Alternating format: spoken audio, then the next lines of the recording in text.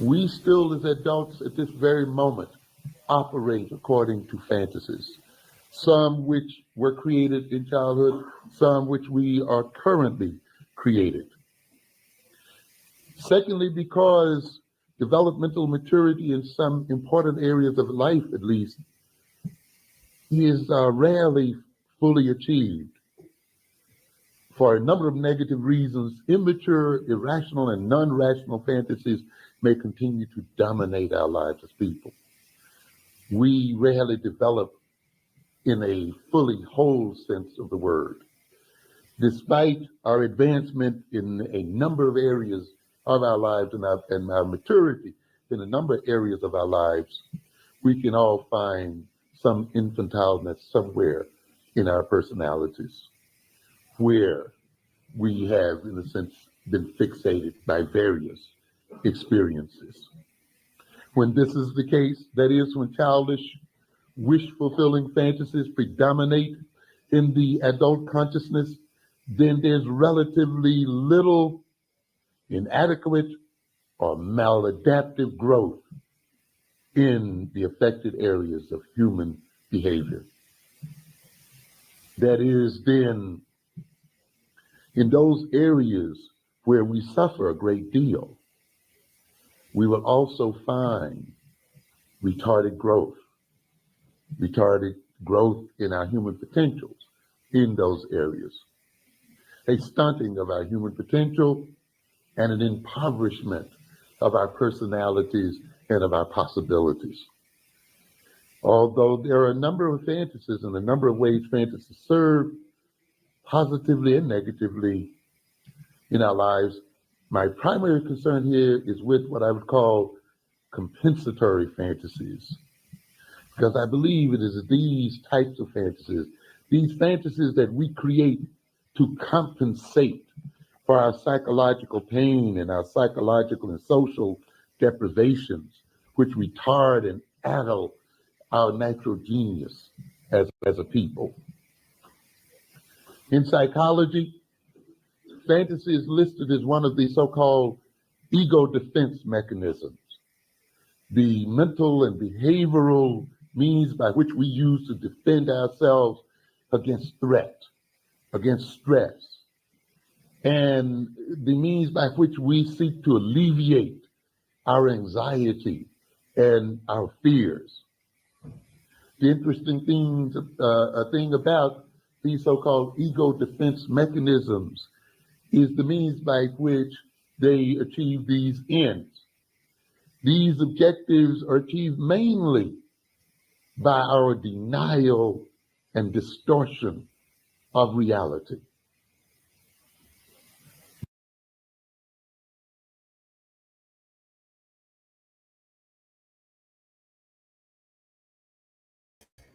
What is good, my people? We are live back again with another live broadcast on the forecast.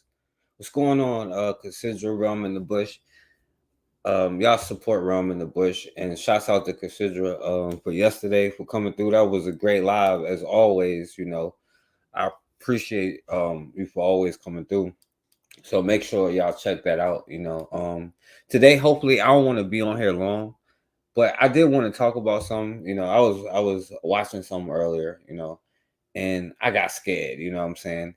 Because lately they are going to start pushing that that 2025 thing. It's just too much, like they're doing it way too much now, especially like after that debate thing. Right. So today I was like, oh, let me go look. Vote or die, right? Let me go look at this project, whatever year, you know what I'm saying? And I'm like, okay, let's see what we got to be scared of. Now, look, we're gonna take a non-biased look because like we ain't talking about neither an old, what I'm saying, Neanderthal dude. Like y'all would say racist, but I don't think racist should be a slur or a bad thing, you know. But I ain't on either one of them sides, and I think y'all look stupid going from plantation to plantation, talking about which master gonna do us better, you know. Master over here don't beat us, you know what I'm saying?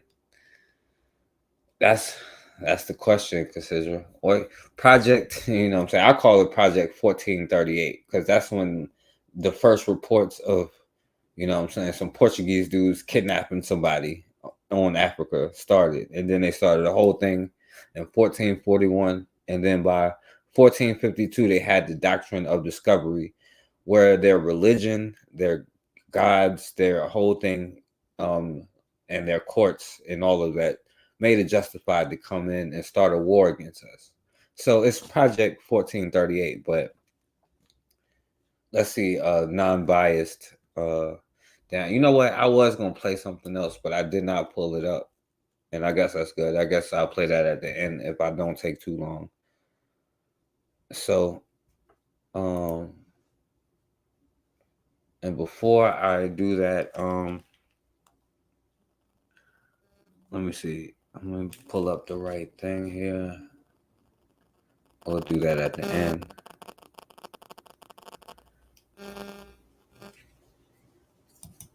All right, give me 1 second because my computer, of course, is freezing up here.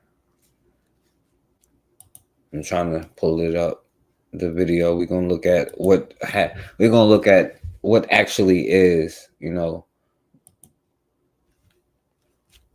this project that they're talking about, and see if it's any different than what the hell is already going on right now.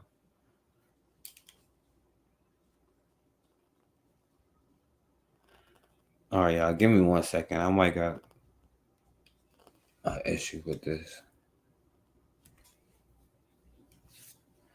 My bad, y'all.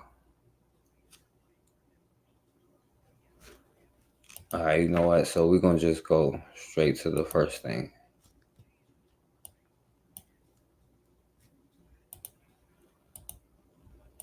All right, my bad. Here we go, y'all.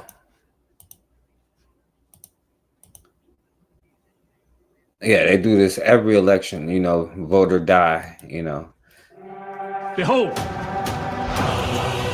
this arena. Yeah, my bad.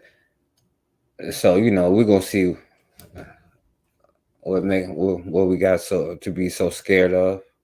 Because nobody just tells us what it is. They just say, "Oh, Project 2025, you best to vote, boy." Okay, what is this Project 2025? This initiative has sparked widespread discussion and concern, and we're here to dissect every aspect of it. Okay. Project 2025 and why it is so alarming. Project 2025 is a comprehensive plan proposed by conservative think tanks and political groups aiming to reshape American governance and policy by the year 2025. It includes a series of bold reforms that touch upon almost every aspect of government and society. Okay, this project's sweeping changes threaten to undermine democratic institutions and erode the rights of minority communities. Wait, if it's supposed to underrode the democrat, like their government and their system, ain't that a good thing? Don't you? Oh, maybe I'm lost. I don't know. At its core, Project 2025 seeks to... And they're speaking about minorities. Which minorities they're talking? Let's see reduce the size of the federal government, enhance executive power, and roll back regulations. The goal is to create a more streamlined, efficient government that operates with minimal interference in the lives of its citizens. However, the specifics of this plan raise significant concerns about the potential for abuse of power and the impact on vulnerable populations. Along with Project 2025, some of you have asked, what is Trump's Agenda 47? Donald Trump has aligned his... I ain't even got the 2025 out yet. They ready to push another thing because they know people will be like, oh, this some bull. Ain't worried about what they talking about. All right. Proposed Agenda 47 with Project 2025. This agenda focuses on restoring what Trump calls American greatness through deregulation, tax cuts, and a strong stance on immigration. Trump's vision emphasizes economic growth and national security, but has been criticized for prioritizing corporate interests over those of ordinary Americans. Some have also asked, what is the mandate of leadership? The mandate of leadership is a guiding document for Project 2025, providing a detailed blueprint for policy changes. It outlines specific actions for federal... Oh, my bad. I missed something, not paying attention. All right, anyway. Why it is considered harmful for minorities. Wait, which ones, before we get mad, which minorities is it harmful for? before we go too far now. And the new world. Yeah. One of the most alarming aspects of Project 2025 is its potential impact on minority communities. The proposed policies could exacerbate existing inequalities and strip away vital protections. Let's like explore these concerns in detail. Now let's look at the main parts of Project 2025 for minority communities. Key areas, each with specific goals and harmful. Administrative state reform. Reforming the administrative state involves reducing the power and scope of federal agencies. While proponents argue this will make government more accountable, the fear is that it will weaken the enforcement of civil rights, environmental regulations, and labor protections. Okay. For example, one proposal under Project 2025 Give us an suggests example. dismantling the Environmental Protection Agency, EPA, or significantly reducing its authority. Proponents believe this will cut down on bureaucratic red tape, making it easier for businesses to operate and boosting economic growth. However, reducing the EPA... That's what I'm trying. That's what we're gonna try to figure out. Who is this Project 20? Or should we have been worried about Project 2024? Maybe we should have been worried about Project 2023. Like, you know. So that's what we're gonna find out. Consider whose plan is it, or is it the same thing? No matter who it is.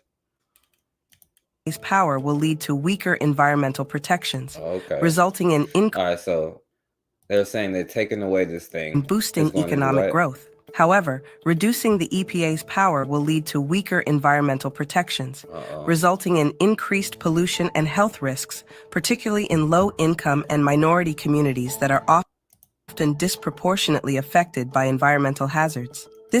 So they're saying getting rid of this governmental thing could put us in even more hazard of having more poisoned water, right? So, because they're saying it's going to taking away this thing is going to be a problem with and this is the plan for 2025, of course, that somehow they're going to start poisoning our water and our air and our food, right? The environmental racism, right, of the 2025 plan, right? But this is 2 days ago. It's not 2025 yet. They must have already started. Is a Northeast DC neighborhood tied by its historic industrial past and its growing gentrified future. Homeowners say they are stuck in the middle of an environmental mess of toxic air and pollutants. And we know the environment in this place we all call home matters to you, and it matters to us. Yeah, WUSA. And remember, we got to stop this building from being the funding from these Europeans or whoever is in charge, so that this doesn't happen. Okay. Is your home for in-depth reporting on environmental issues like this one here. The working class families who make up that tight-knit Ivy City community tell our Caitlin McGrath they've been working for years for a basic right to breathe clean air. For years? This picture is from back in the 60s. From back in the damn 60s. Ain't that something? It's almost 2025. I knew everybody here. Everybody knew me. Everybody knew my siblings. Brenda Ingram has lived in Ivy City her entire life. It was a nice neighborhood. When the tight-knit community of Ivy City was developed in 1873, it was hailed as a slice of suburbia for African Americans. The neighborhood was comprised of single-family homes and apartment buildings. Nearby, a rail yard, warehouses, and a factory, which all still exist, along with a very distinctive odor. How are they able to stay in a historic Black community and use these chemicals? They are National Engineering Products, or NEP, a company that produces a sealant for the U.S. Navy. The Bethesda-owned... Now, I wonder who is paying these fools to go create these chemicals in this Black neighborhood, right? And are they going to start doing this next year, or did they start this a long time ago? Yeah, look at the water in Detroit. Yeah, that's what I'm saying. All right, this is project. This is why we got to get our booties to the pole, Cassandra. Manufacturing plant is in this small, nondescript building on a corner in Ivy City. I don't know what from happening. The plant uses chemicals like formaldehyde, ethylene chloride, and acenytril, chemicals that can cause health problems, including cancer. For decades, residents have voiced concerns about what flows out of the vents of the small brick building and into the air. I was just like in disbelief. That is a chemical plant? Everyone is complaining about the same thing: headaches, dizziness, being lethargic, and having breathing issues. Residents describe a pungent smell of tar on production days here at National Engineering Products. When we stopped by the facility in Ivy City, it was clear to see and smell their concern. Now, they put it dead in the middle of probably a thriving black neighborhood. Well, obviously it was a thriving black neighborhood, which they showed, but they put it right in the middle of it. The residents did the right thing by bringing it to our attention. Adam Ortiz is the Mid-Atlantic Region Okay, the right Administrator thing. for the EPA.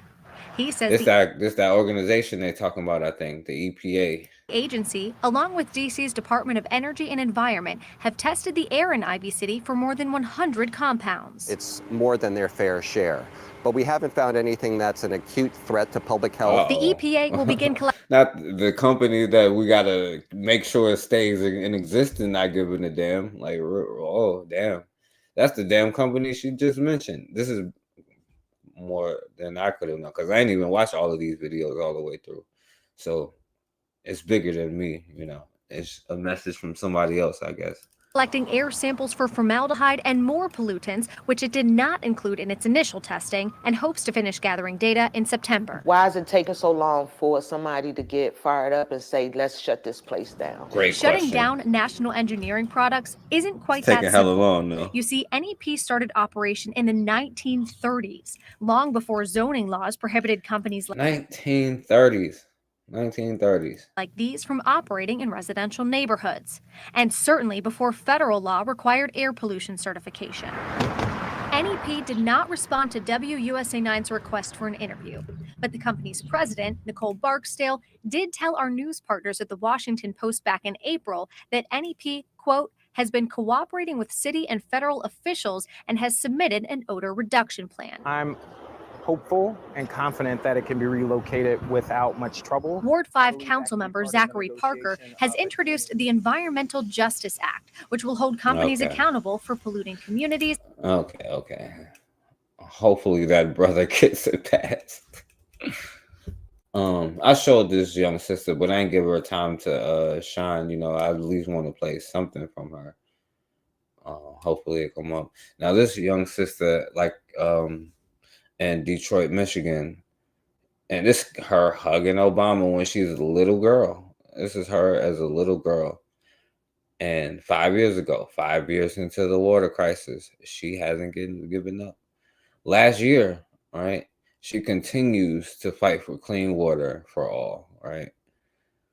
So this young sister has continuously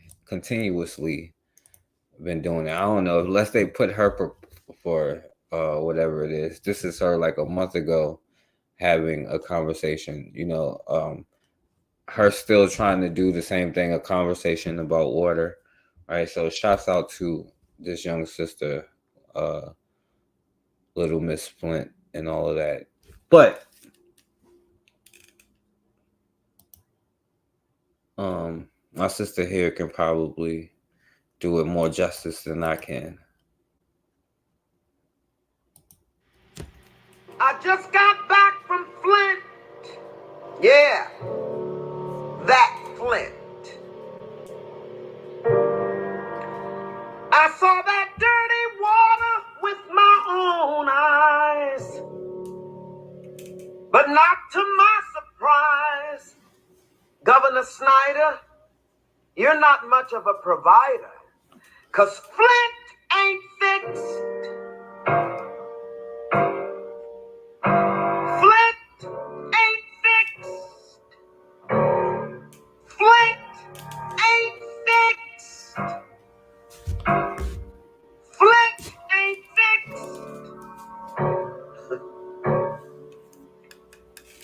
The children up there are sick. The lead in the water is thick. Flint ain't fixed. All right, so there you go. Illustrates the broader concern that Let's see what else, back y'all. federal agencies could lead to diminished protections and oversight, harming the very communities that need these safeguards the most. Judiciary. Project 2025 calls for appointing judges who adhere to strict constitutionalist principles.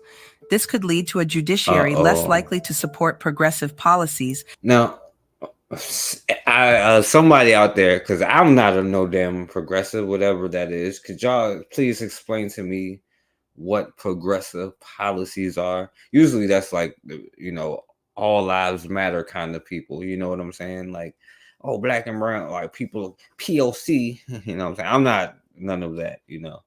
So I don't know what progressive policies is, but could y'all explain that? But they're sitting there talking about, oh, the judges, the Supreme Court judge, right? Because they got good old number one. I ain't even got him up here, but Thurgood Marshall. I gotta go in on him every time because this fool, you know what I'm saying? Like, listen, black people like won the thing, and he was like, no, we cannot be equal unless we are in their institutions, going to their schools. We don't want to have black stuff. We want to go to their stuff. Most black people just want equal funding, and they won that because the courts was like, we'll give you funding, you know, but we ain't going to school with our children. You know what I'm saying? Now, you would have probably had to fight for it, but you fought to go to school with them. It probably would have been easier just to get the money. But then you got the old boy Clarence Thomas. That's on the other side. But, okay, now you got I don't even know what that got to do with Project 2025, but she's talking and about more inclined to roll back civil rights advancements. For example, if judges who strictly adhere to constitutionalist principles are appointed, they might be less supportive of decisions like Brown versus Board of Education. Hold on, let me stop there first. Because this is the judges here. This is the Judge Biden put up there. Hopefully it might not come up because it might. There you go. I don't even like playing this sister's information or whatever. I don't like playing her stuff on here. But I just wanted you to see a judge that was appointed by the other side. You know what I'm saying? Because this is a thing that they'll like to use because they'll be like, oh, well, he put up the first black woman and then he has this black woman, Kamala Harris, you know what I'm saying? And never mind the fact that all of these Negroes sit up there looking like this. You know what I'm saying? Like any black person in any position close to that had like go ask Tim. He had to go hire a white girl. Was it Tim Scott or whatever his name is, the goofy dude? He had to go hire a white girl because that's the only way. That's the only way. I don't care what side you're on. You got to be looking like this. You know what I'm saying? Because they love to talk about the judges, but that's irritating because and even other black people, oh yeah, the first black person that did, as if like, come on, like, and they be like, well, she could be pro-black and sleep. No, you can't. Right? No. Leave the A out because that's from the dictionary, not the dictionary. The dictionary is the book of words. All right, so I can't play her, but I just wanted you to see her. But anyway, that's because that's irritating when they play that. When they say that, oh yeah, well the judge, as if they're not gonna get somebody who is not a complete clone in that position, but it'd be like, oh, well they're black, you know. Yeah, well, is their agenda's black? You know what I'm saying? Anyway, constitutionalist principles are appointed. Yeah, they might be use the civil rights for us anyway. So without the right judges, this is what can happen. To roll back civil rights advancements. For example, if judges who strictly adhere to constitutionalist principles are appointed, they might be less supportive of decisions like Brown versus Board of Education, which mandated the desegregation of schools, or Obergefell versus Hodges, which legalized... Oh, well, first of all, because... So you mean to tell me they would make black people stop going to their schools? Is that what you're telling me? Whoa, wait a minute now. Like, are you telling me like one of the principles is to take our children out of their schools? Right? Because even when you talk about segregation in schools, right? The one thing that you did segregate was the teachers and the school curriculum. You know what I'm saying? There ain't no black men in there saying, yo, young black man, you are black and you are proud, you know? So we integrated the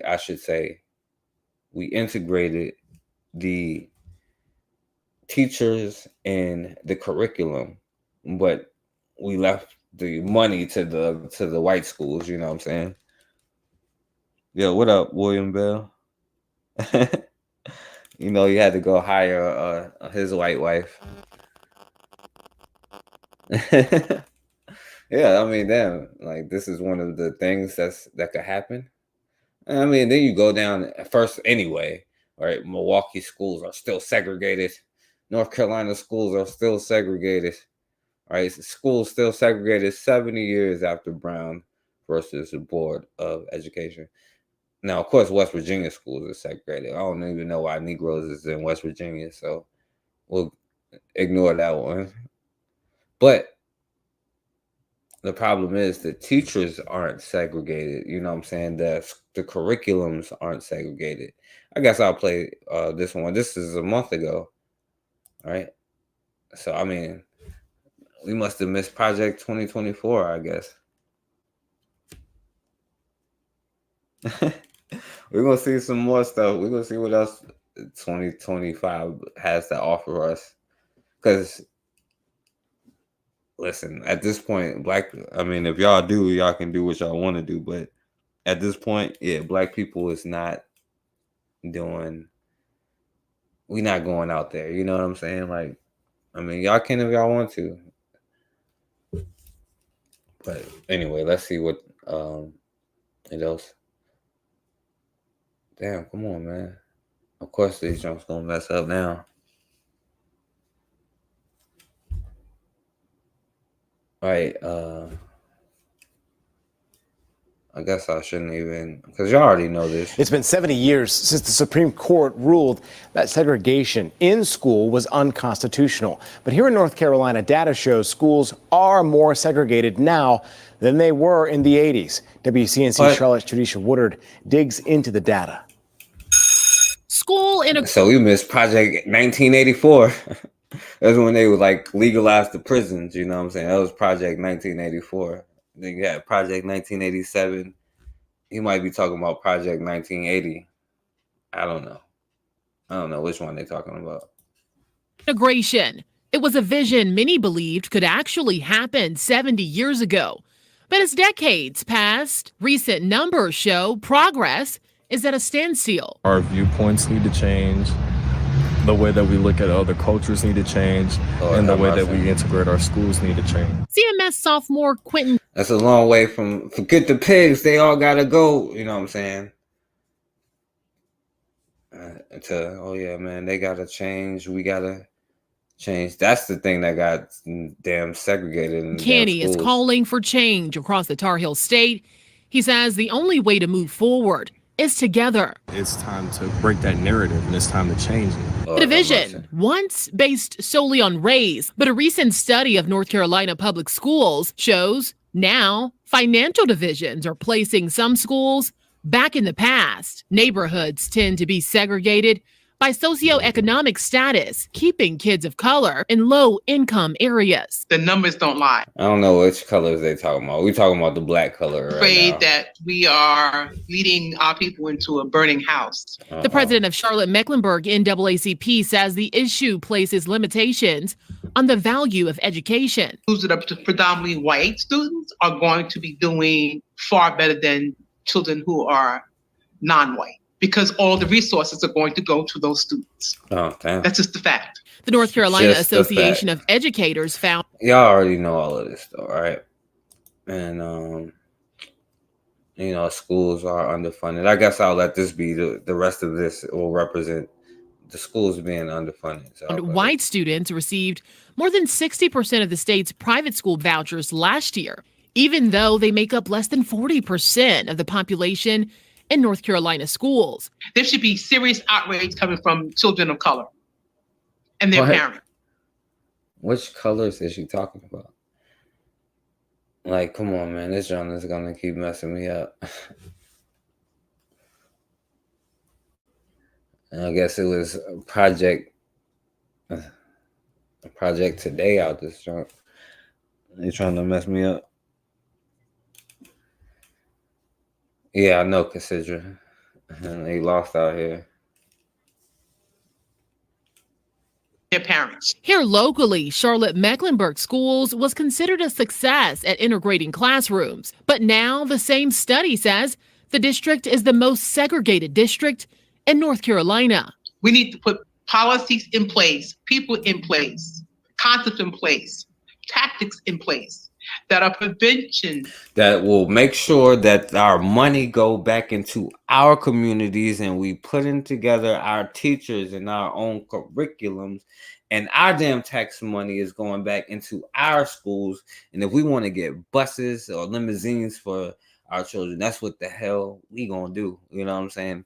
But to get them the state-of-the-art facilities so that they can read about who they are and how to build their businesses and how to run the world and how to take no prisoners, you know what I'm saying, until those policies are put into place. And I'm going to say that's going to be Project 2030. So we'll talk about that later, right? And then, of course, you have, you know, some of the stuff me and Cassandra was talking about, you know, just in the school system. And this was another one that happened right teacher after who we was reportedly used the talking. N-word in class, but escapes punishment. Florida, put it up full mass. Okay, with million. So yes. Right. So anyway, let's see what else is in this Project 2025 that we got to worry about. Because I've been scared all damn day. You know what I'm saying? Which mandated the desegregation of schools, or Obergefell versus Hodges, which legalized same-sex marriage. These judges may also be more likely to overturn or undermine precedents that protect voting rights, affirmative action, and other civil rights initiatives. Okay.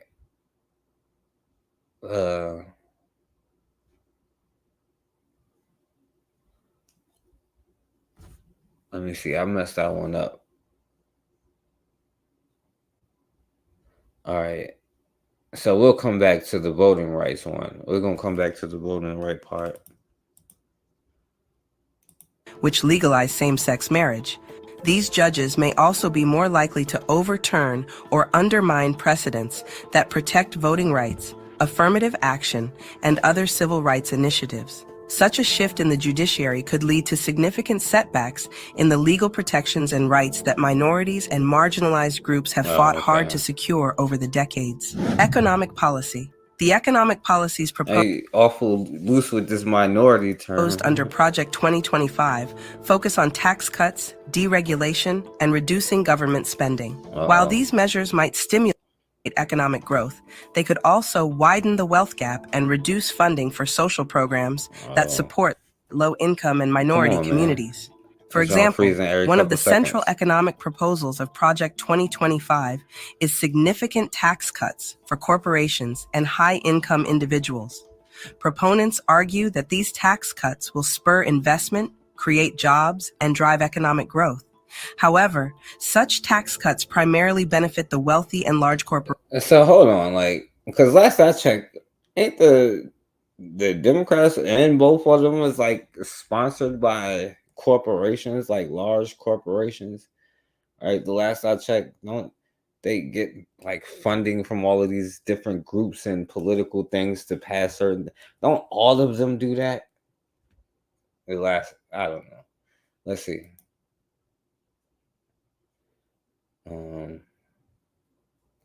Damn, it's gonna mess up, y'all. I don't know why it's not gonna let me do this jump.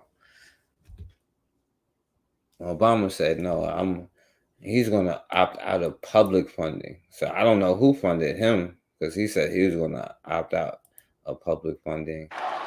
As a Democrat, y'all, Democratic presidential nominee and fundraising powerhouse Barack Obama is opting out of the public finance system for the general election.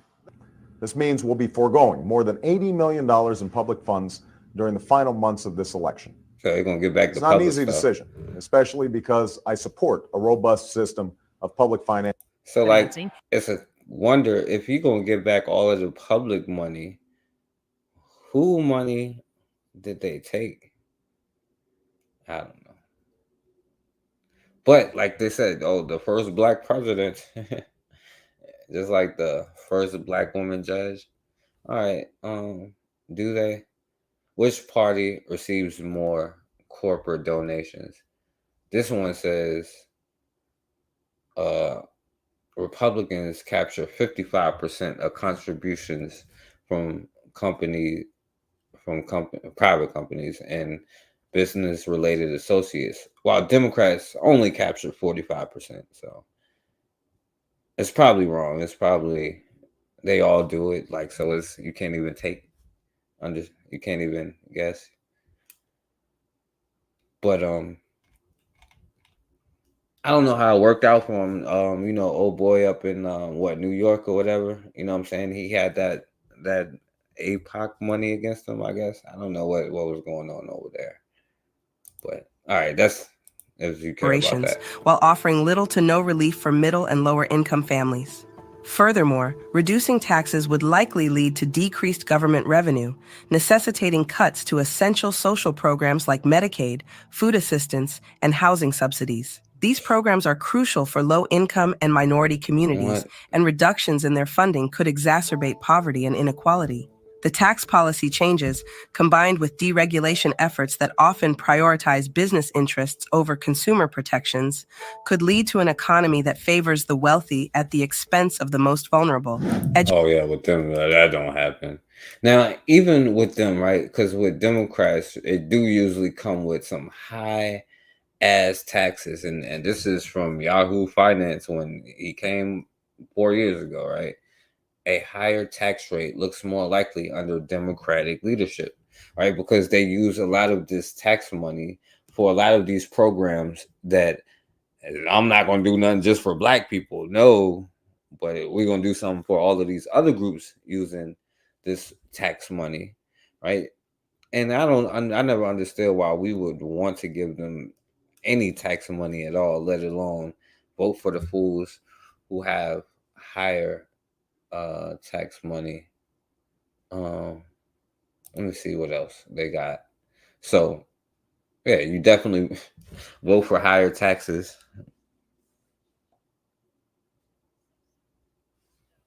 Education. In education, Project 2025 advocates for school choice and voucher programs. This will divert funds from public schools, exacerbating educational inequality and limiting opportunities for students in underfunded districts.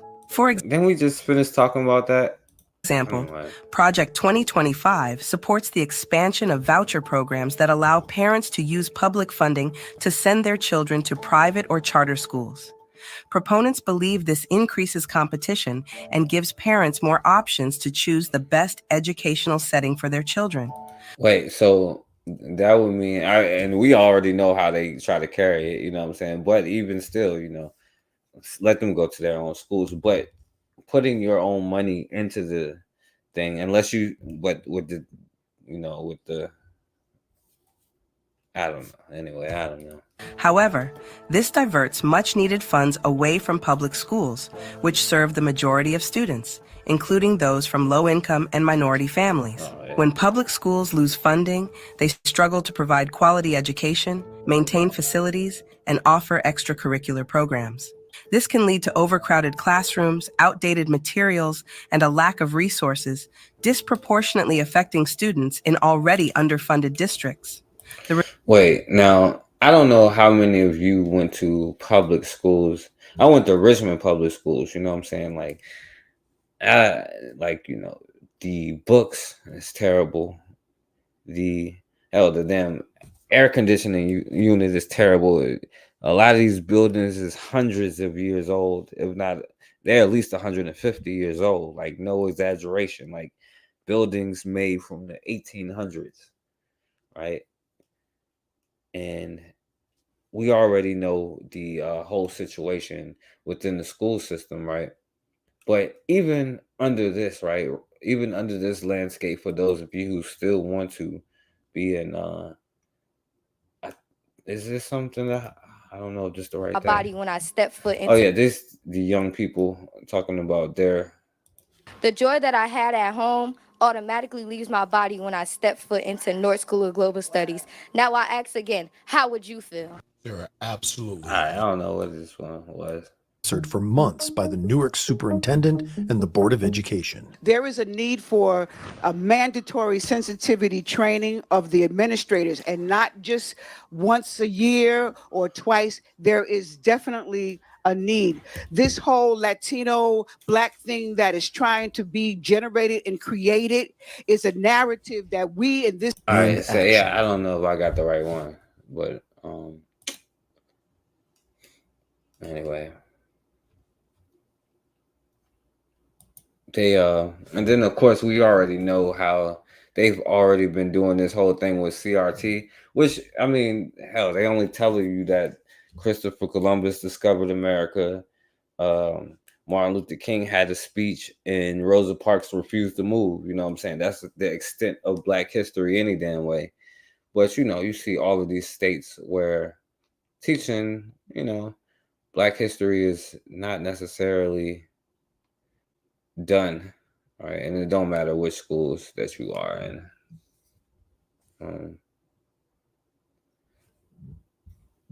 And speaking of taking like the resources away from people, right? I don't know if like y'all remember when, and maybe I'm getting ahead, I'm kind of whatever, but it's all good. Y'all see that the like the rec centers that the Black youth had, you know what I'm saying? What's happening to them? Because they're saying we're gonna lose them and lose the funding for them, right? But under, you know, Democrats, we're gonna see.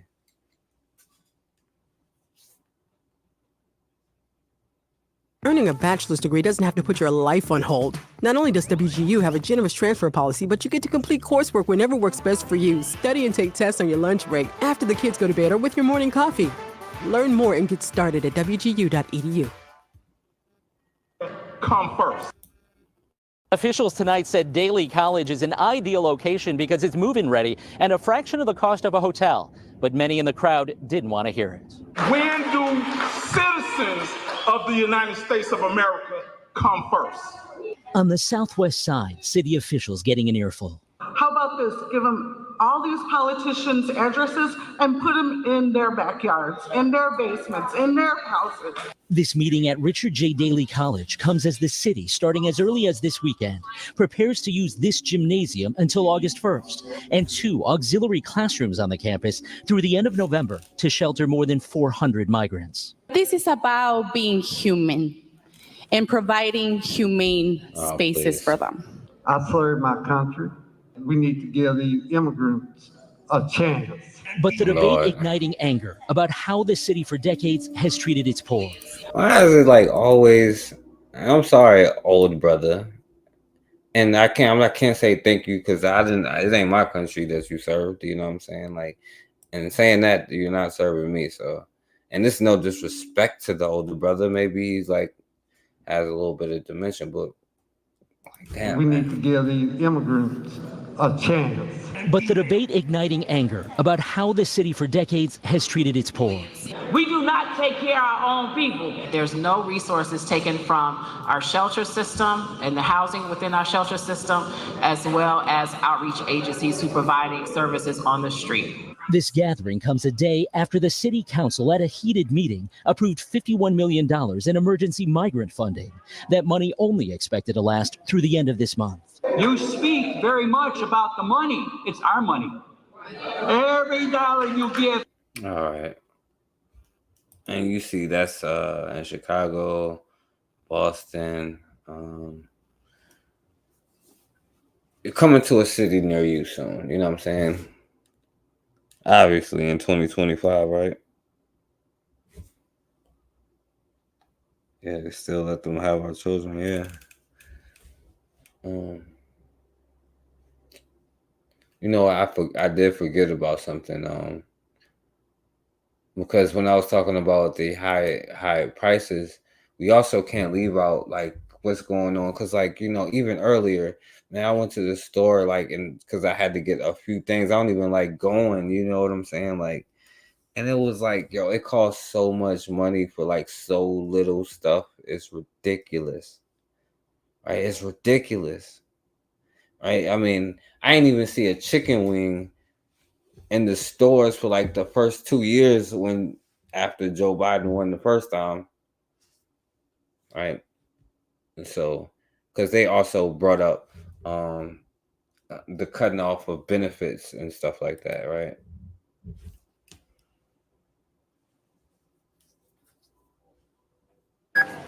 Jessica Brown wants to give her family the best. He said he ain't got nothing to give away, talking about what he gonna give. It's crazy. The healthiest products, freshest produce without breaking the bank.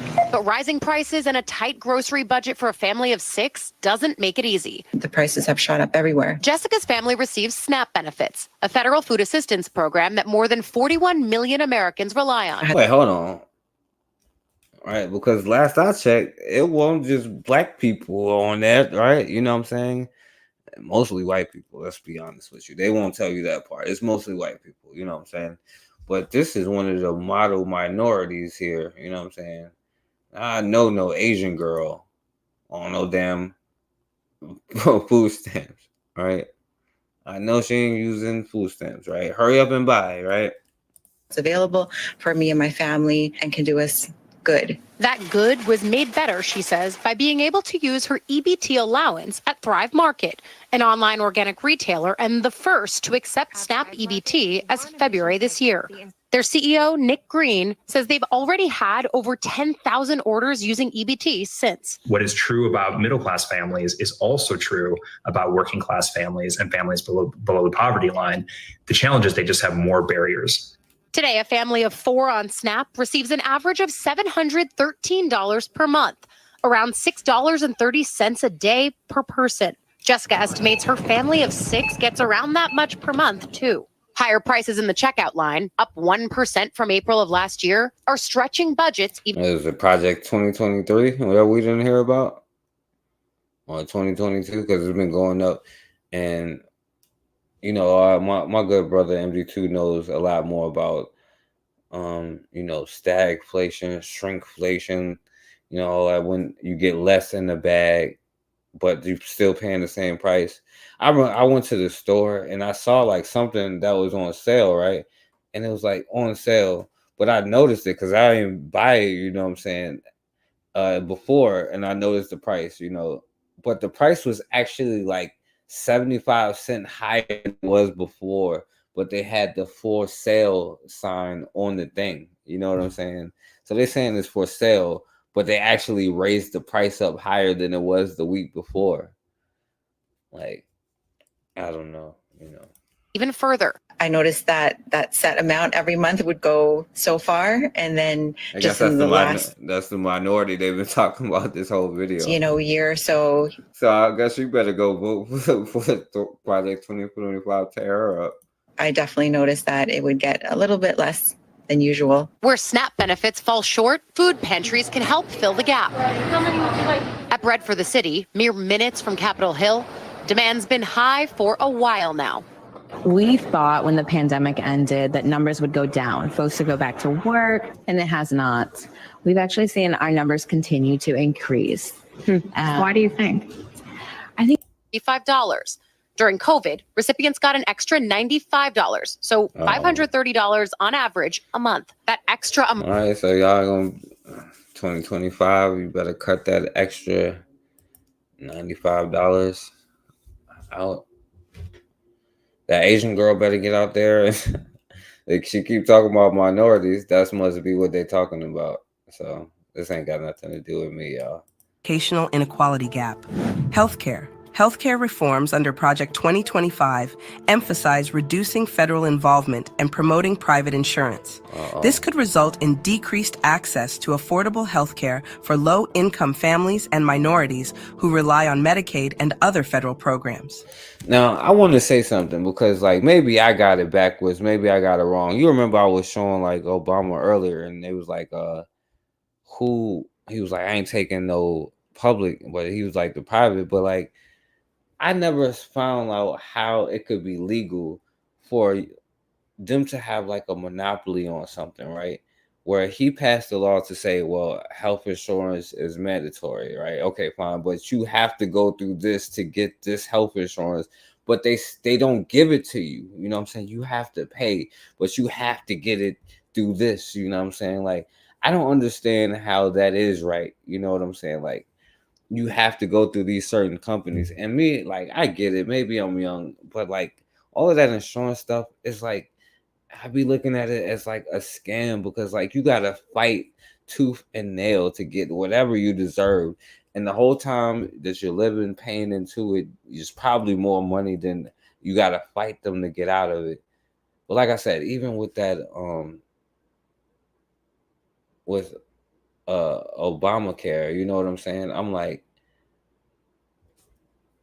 how could you make something for somebody to get something and then have a monopoly or these companies that you have to get it through? You know what I'm saying? I ain't even talking down or bad about health insurance and none of that. I'm just saying, like, how could you force somebody to make something a law, to force somebody to have it, but you have to pay for it and it has to come through this company? You know what I'm saying? Like, that's crazy. Maybe I got it wrong, but I don't know. For example, one aspect of Project 2025's healthcare reform is the proposal to convert Medicaid funding into block grants to states, giving them more control over how the funds are used. Proponents argue that this would allow states to tailor their programs to better meet local needs and reduce federal bureaucracy. However, block grants could lead to significant funding cuts and reduced coverage. States facing budget shortfalls might limit eligibility, reduce benefits, or impose... All right, y'all. Let me hurry up. Let me see, what do we have for Medicaid? Damn. I don't know what I have for it.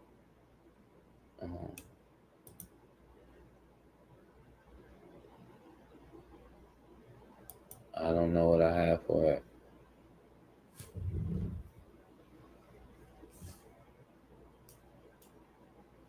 All right, hold on, y'all. My bad.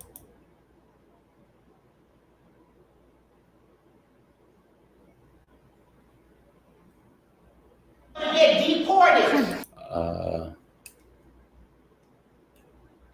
Well, y'all see this, you know.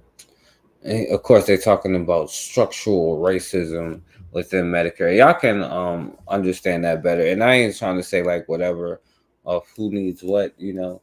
But what I am saying is this definitely needs to be, there's a whole nother field that needs to be investigated, you know what I'm saying? Yeah, I don't want to see how far the rabbit hole goes, you know. But let me hurry up so we can get up out of here. Promoting private insurance over federal programs could lead to higher premiums and out-of-pocket costs, putting healthcare further out of reach for healthcare. This could disproportionately impact minority communities, who are more likely to rely on Medicaid for their health coverage. Yo, I will say this, right? Because before Black people, that was one of the first couple of thriving businesses for Black people, is providing insurance and stuff for each other. You know what I'm saying?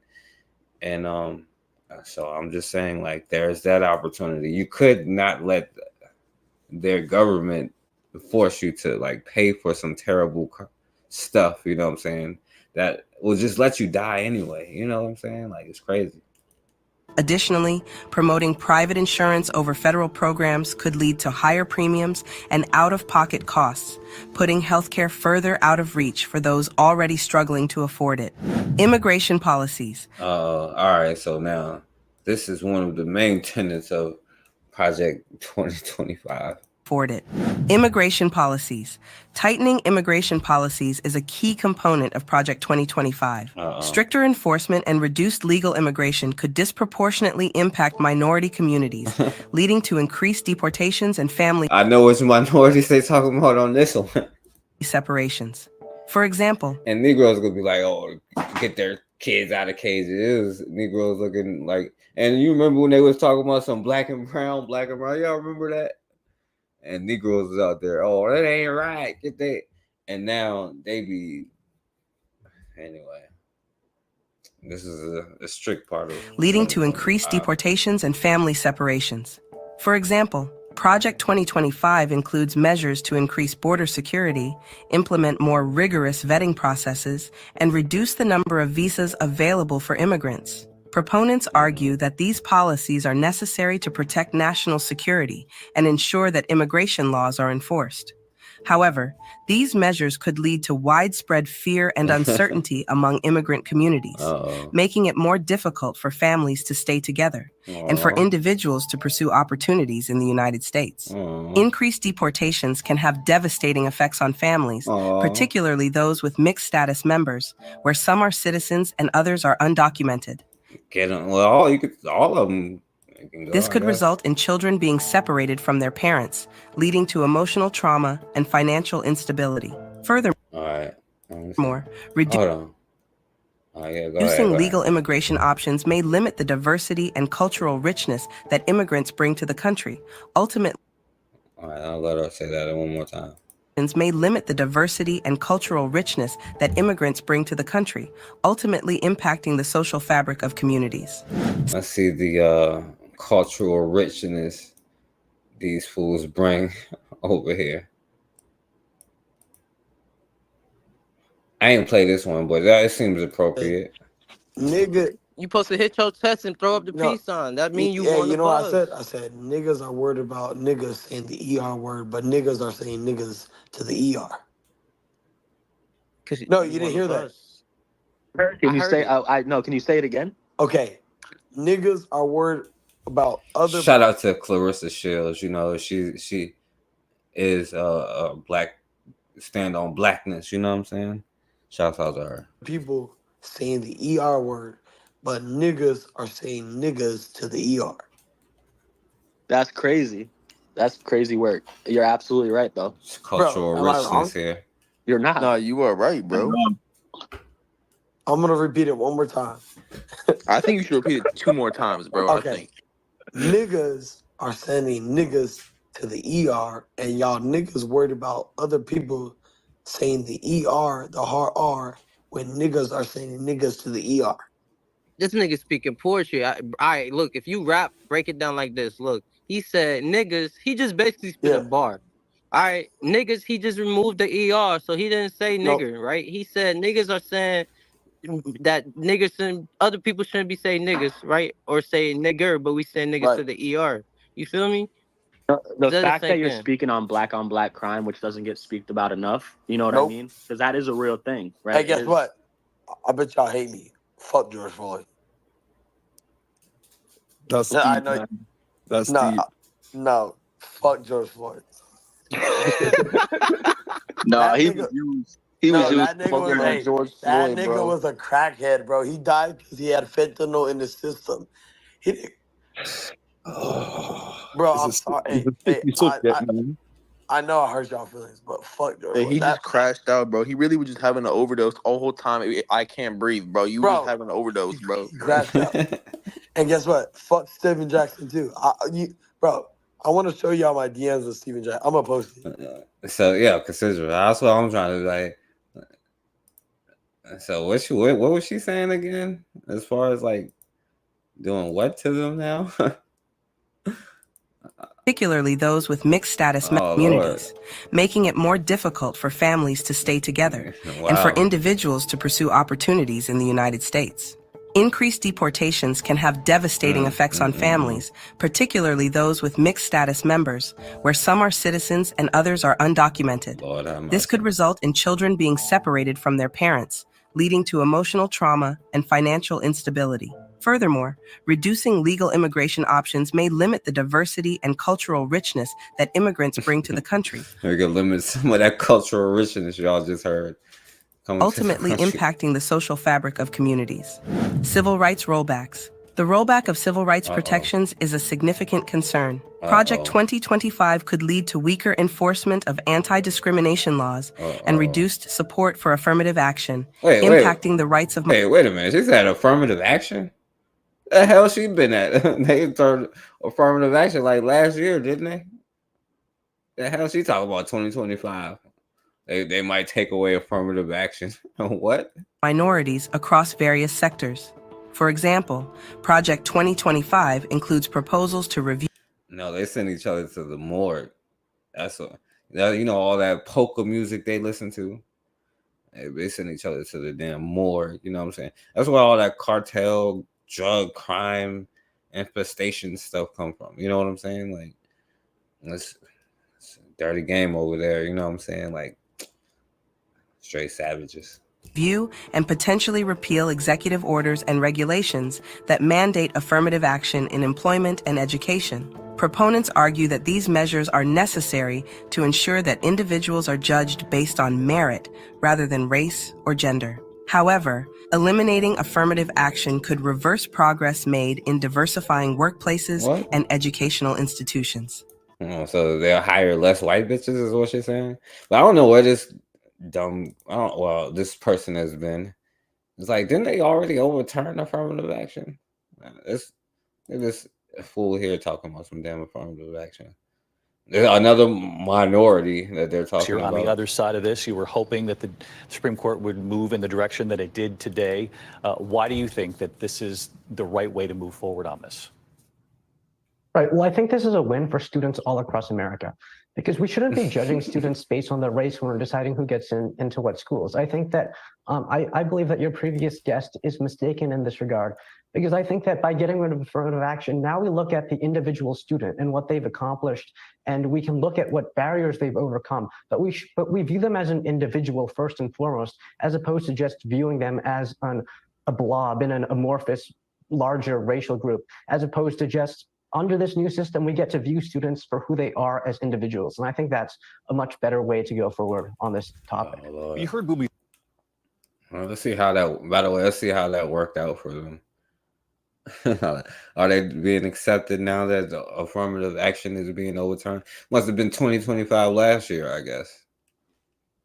Let's see how that worked out for them. Asian teen blames. Okay, so they still getting discriminated against. Didn't work out quite the way that they thought it would, did it? And so we got to get our booties to the poll to make sure white bitches don't lose affirmative action. I guess if that scares you, they could take away affirmative. Well, they have taken it away, so I guess we was too late on that one. They should have told us about Project 2023, I guess, with the Asians. A school does not want to admit me because I'm Asian American, then there's not much I can do about that, because it's a part of me that I just can't get rid of.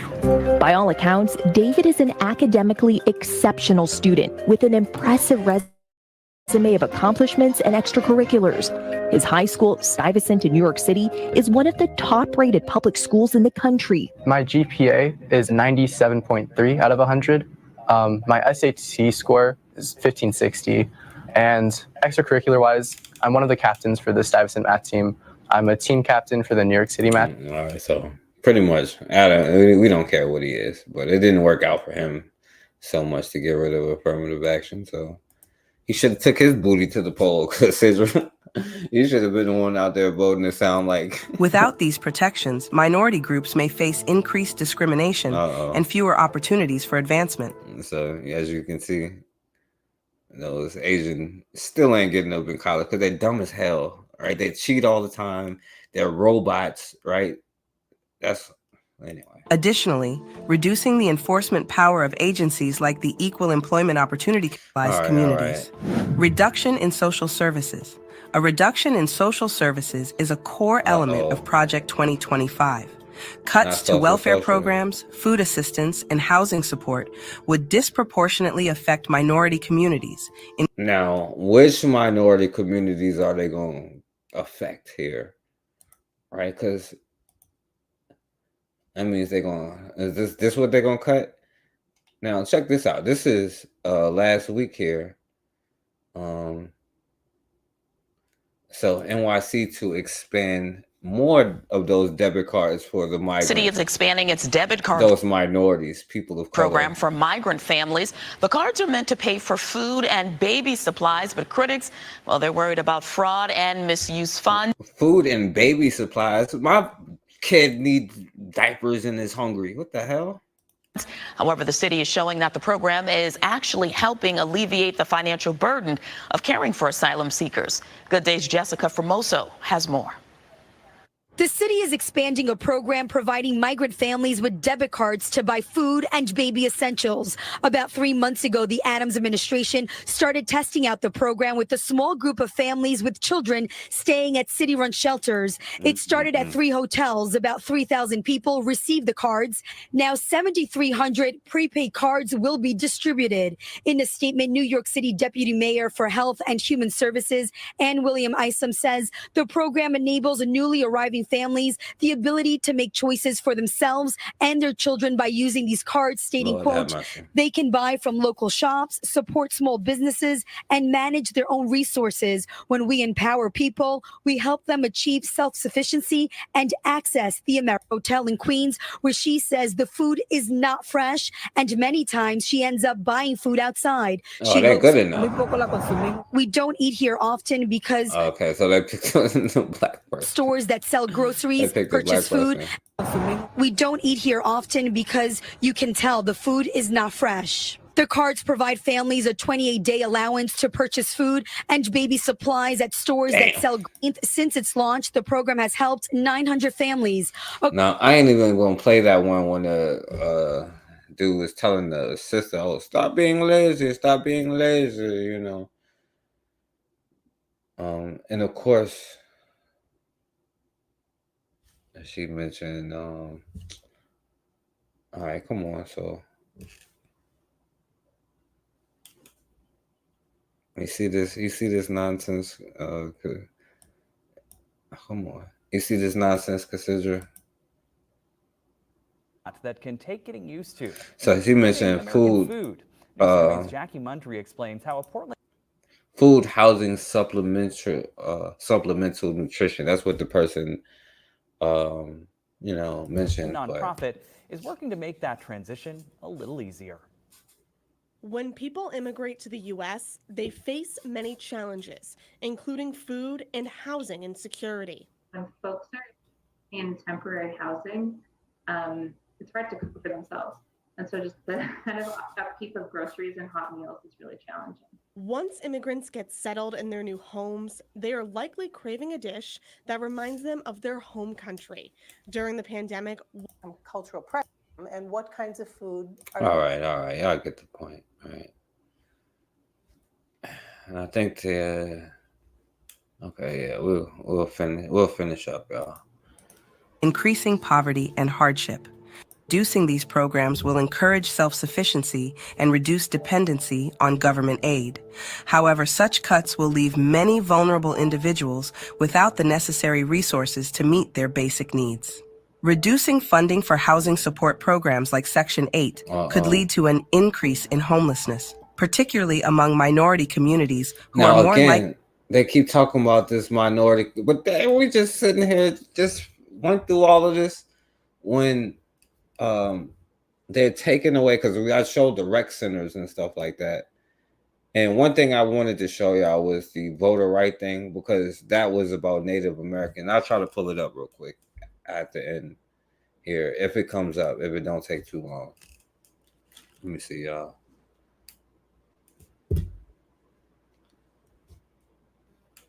All right, so Illinois approves more shelter for migrants in Chicago, right? Massachusetts, nonprofits help migrants find shelter, you know what I'm saying? So, and hotels in New York bringing in over $1 billion by housing migrants, by taxpayer dollars, by the way, I should add. All right. And so this dude probably like one of them, because he got the American, he's on the Republican plantation, so it's no different over there. Pritzker and the Pritzkers are some of the wealthiest people. All right, so yeah, we can't even listen to what this fool talking about. He's a little bit too biased. He on the other side, you know. But y'all see here, right? They got more shelters to be open. Meanwhile, speaking of homeless, I want to play this.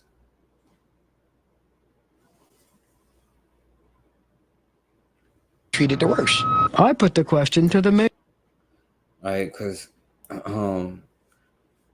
they're saying like, oh well, they could be losing all of these, and more people, minorities, could be homeless. But you look. Mayor Adams is taking heat tonight over his new shelter for migrants on Randall's Island. And his critics are the men who live in a homeless shelter just yards away from this new facility. CBS 2 political reporter Marsha Kramer is here now with what some are calling a tale of two shelters. Marsha? Well, Dana and Dick, if you're forced to live in a 65-year-old former psychiatric hospital that's been turned into a men's shelter, you can't help being jealous of the soft landing the city is providing for migrant men newly arrived from South America, especially if you have a bird's eye view of the new facility. We get treated better. They get treated better than us. That's not fair. They treat you wrong like you're lower than nothing. Gabriel De La Cruz and Lee Brown live in a men's homeless shelter that is about 350 yards as the crow flies from the new tent city for migrants opened by the city this week. But in terms of treatment and quality of life, the centers are poles apart. The pictures tell the tale. Men at the migrant center, who are only supposed to be here for 4 days, have a recreation room with multiple TVs, plush couches, telephones for calling home, Xboxes, foosball tables, and games. The recreation room at the homeless shelter, where men stay indefinitely, has a single TV and uncomfortable molded plastic chairs. That's it. The migrants have a cafeteria with condiments on the table, a rotating menu of South American specialties, even bottled water and soft drinks in coolers. They ain't even giving Negroes chitlins or nothing. There are no condiments on the tables at the shelter. Water comes from a red and yellow jug, and the meals, overcooked mac and cheese, appears to be a staple. Oh, the food is garbage, man. Forget about it. The food is just garbage, man. It's not cooked well. Lee Brown says the elevators are we can use Negroes some or some white people cooked chicken. Always broken. I'm a diabetic. Right now, I got to walk up 7 flights of stairs. Both men say Mayor Adams should even the playing field. He should make it even. We've been here for the longest, and we're getting treated the worst. I put the question to the mayor. This is not about comparing those who need assistance and care from the city. We're not doing that. There's always going to be reasons that people are going to feel as though someone else is getting something better than them. My job is to make sure everyone gets a place to sleep that's safe, 3 meals a day, and the support that they need so they can cycle out of being in the shelter. The mayor ducked the question of whether the cost of caring for the... Lord. All right. So y'all can kind of get the picture, I guess. Yeah, this is what Negroes is fighting for. This could happen, considering they could in 2025. According to just the research that I've done when it comes to the demographics between Americans, it says that African Americans, what the fuck you want to call that, African Americans are significantly overrepresented in the homeless population in the U.S., period. Even though they are 13% of the general population, according to the accounts that they've been looking, they represent over 40% of homeless population. 40%. And I said, that's kind of crazy. Let me go ahead and just do a little bit more deep dive. It says African Americans actually account for about 52%. And I said, that's a little wild. You know what? Let me know. That's a little going overboard. Let me just take a look at how it looks here in New York. African Americans in New York City make up 24% of the population here in New York City. Damn. It's a good question. What in the hell is we talking about here? All right, so let's see what else we got to be scared of as far as getting our booties to the poll. You know what I'm saying? Saving this this fine democracy here. Why should we do it? What else do we got to worry about here? Impacts, increasing inequality, and making it more difficult for low-income and minority families to achieve economic... Damn sure you can use minority all throughout this whole video. Lord, stability and improve their quality of life. Transgender rights, Project 2025 proposals could also significantly impact transgender rights, particularly in healthcare and civil rights protections. By reducing federal involvement in healthcare and promoting private insurance, transgender individuals may find it harder to access By the way, this is the same thing they used the first time for black people, but this time for gay people. Necessary medical services. So they can't like cut their thing off and say they're a woman or whatever. For example, Project 2025 advocates for policies that allow private insurers to have more control over their coverage options. This could lead to insurers choosing not to cover gender-affirming treatments such as hormone therapy and surgeries, which are crucial for the well-being of transgender individuals. Additionally, the reduction of federal oversight might result in fewer protections against discrimination in healthcare settings, making it more. I had healthcare thing. Oh yeah, y'all. Let me go ahead and do this. I had healthcare, but I don't have it on. I think we already talked about healthcare. I don't know. I can't remember. Let's see.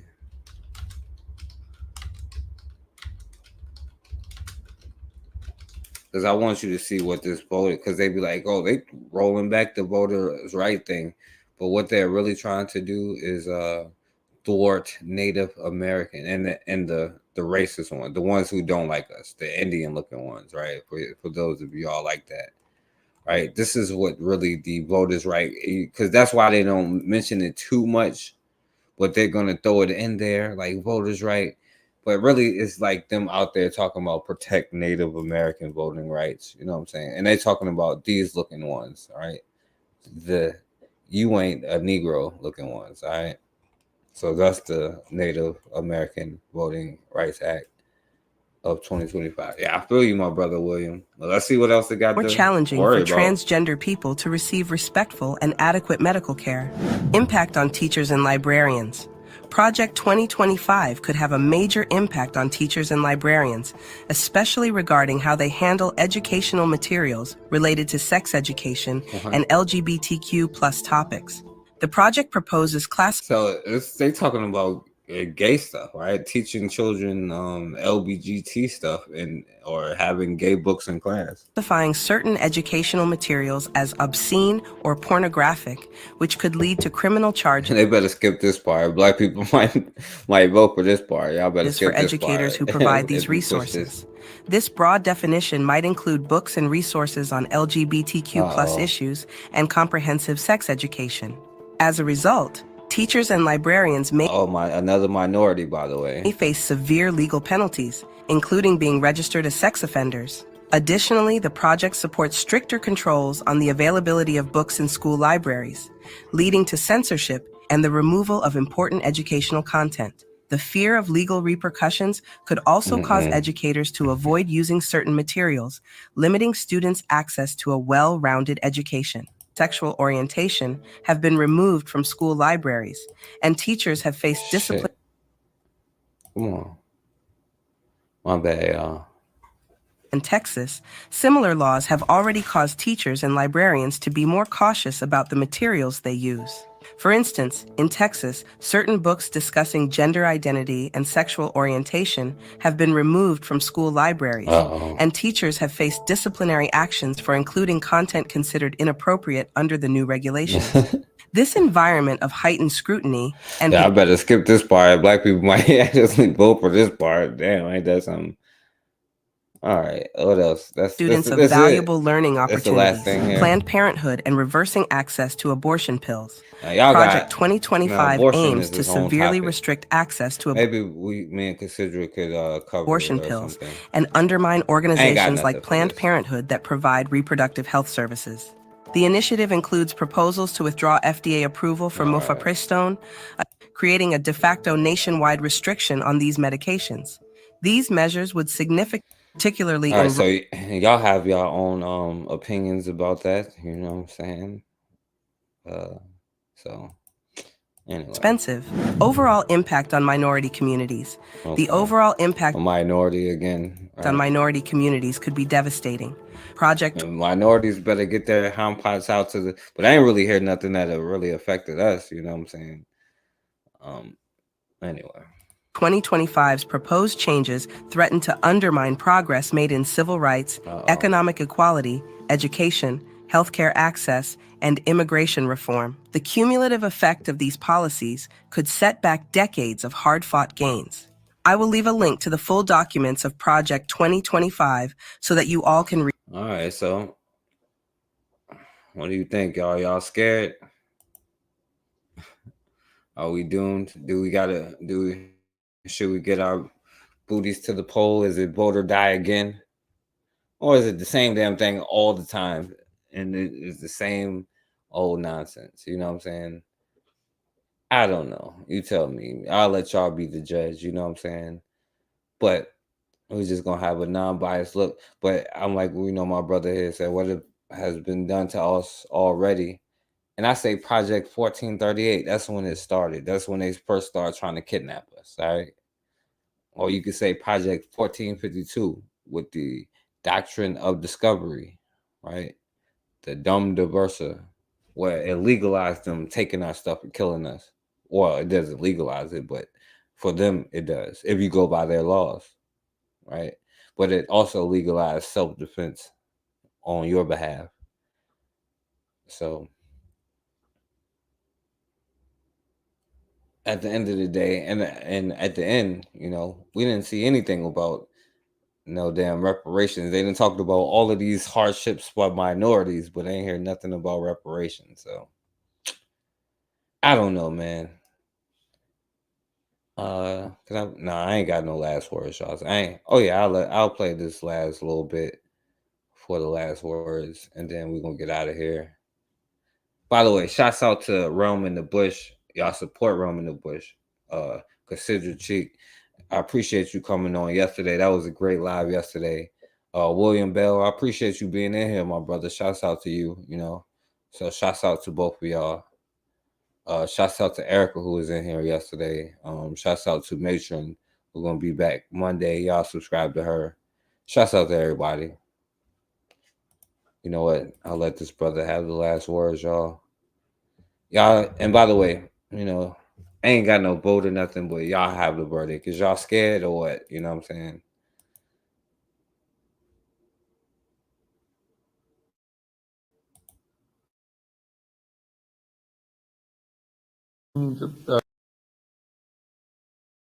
We still, as adults at this very moment, operate according to fantasies, some which were created in childhood, some which we are currently created.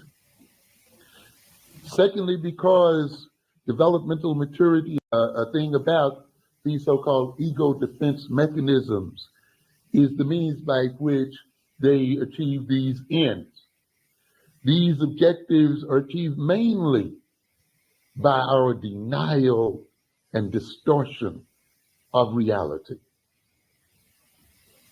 by our deceiving ourselves, lying to ourselves about some aspect of reality. We gain then relief from our psychological pain and our social suffering and our deprivation. We protect our fragile ego and our fragile self-esteem. Unfortunately, too often we protect it, though, through self-deception, through denying the real, and through not coming to terms with reality and seeking to solve the problems that the reality confronts us with.